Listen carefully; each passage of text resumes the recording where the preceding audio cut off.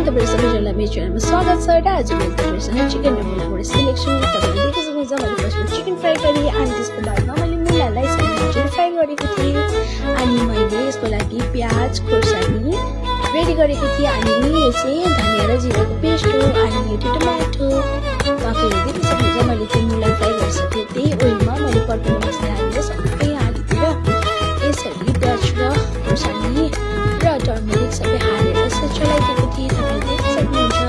अनि त्यसको बादमा चाहिँ मैले अघि बनाएको त्यो पेस्ट पनि एड गरिदिएँ अनि त्यसको बादमा मैले छोडिदिएँ र हामीले याद गर्नुपर्ने कुरा चाहिँ मसला चाहिँ हामीले मजाले गर्नु यतिको भएपछि चाहिँ हामीले त्यसको बादमा चिकनलाई एड गर्नुपर्दछ।